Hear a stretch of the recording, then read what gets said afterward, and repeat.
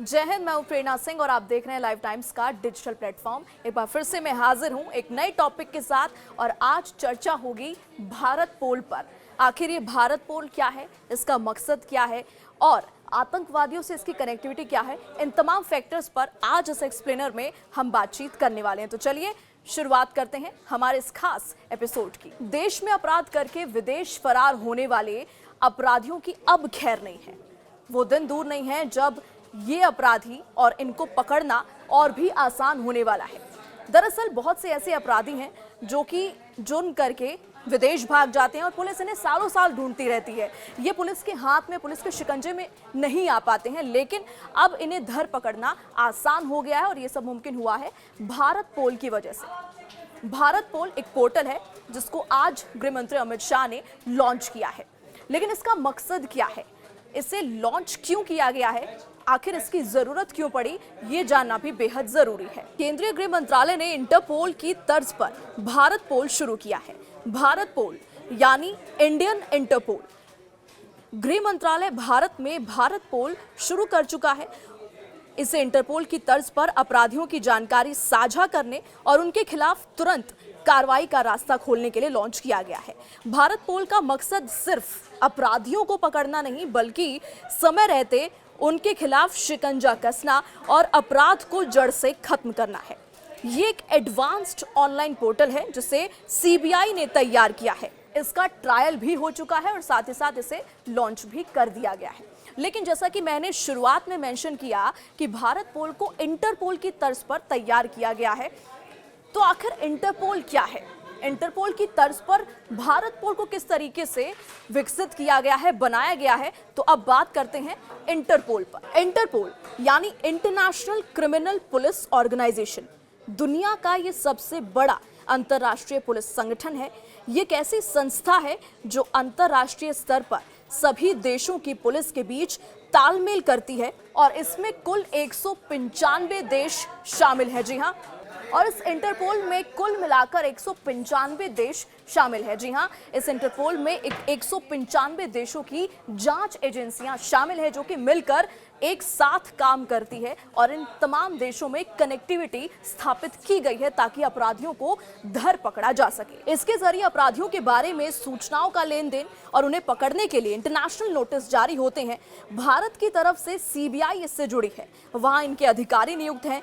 संस्था 1923 से काम कर रही है और इंटरपोल का मुख्यालय फ्रांस के लियोन शहर में है। तो ये तो मतलब जाना आपने इंटरपोल का, लेकिन आखिर इंटरपोल काम कैसे करता है, तो एक एग्जाम्पल के जरिए मैं आपको समझाती हूँ। मान लीजिए कि किसी ने भारत में क्राइम किया, अपराध किया और वो स्विट्जरलैंड भाग जाता है, तो अब पेच कहाँ फंसता है, दिक्कत कहाँ आएगी कि पुलिस उसे स्विट्जरलैंड जाकर नहीं पकड़ सकती है, क्योंकि जो पुलिस का दावा है, इंडियन पुलिस का दावा है, वो स्विट्जरलैंड में काम नहीं करता। ऐसे में मदद ली जाएगी इंटरपोल की। जी हाँ, भारत उस आरोपी की जानकारी इंटरपोल को देगा, फिर उसके नाम से वहां नोटिस निकलेगा। इंटरपोल कई तरह के नोटिस निकालता है, लेकिन इनमें से दो प्रमुख तरीके के नोटिस होते हैं।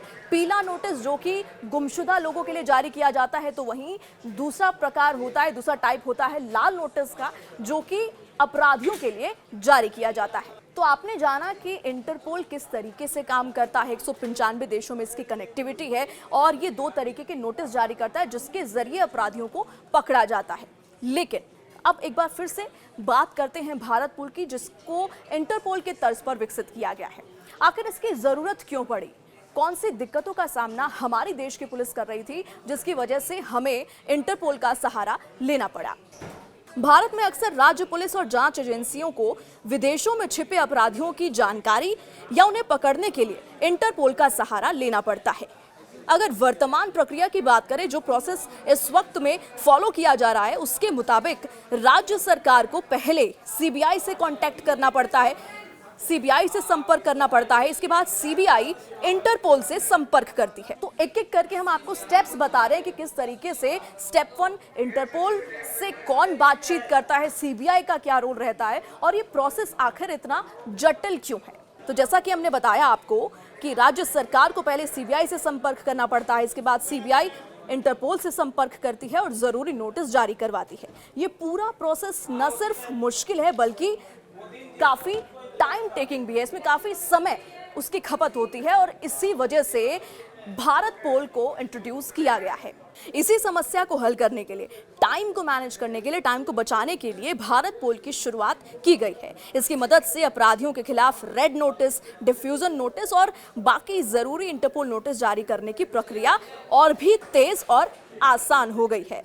अभी अपने रिक्वेस्ट को ट्रैक करना हो तो राज्यों को दोबारा सीबीआई को ईमेल या फैक्स करना होता है, लेकिन भारत पोल पर पुलिस सीधे सीधे अपने रिक्वेस्ट को ट्रैक कर सकेगी। अब जैसा कि मैंने पहले जिक्र किया था कि इंटरपोल 2 तरीके के नोटिस जारी करती है, क्योंकि भारत पोल को अब इंट्रोड्यूस कर दिया गया है और भारत पोल इंटरपोल की तर्ज पर बना है, तो क्या अब नोटिस जारी करना ये अधिकार जो है वो भारत पोल के पास आ गई है?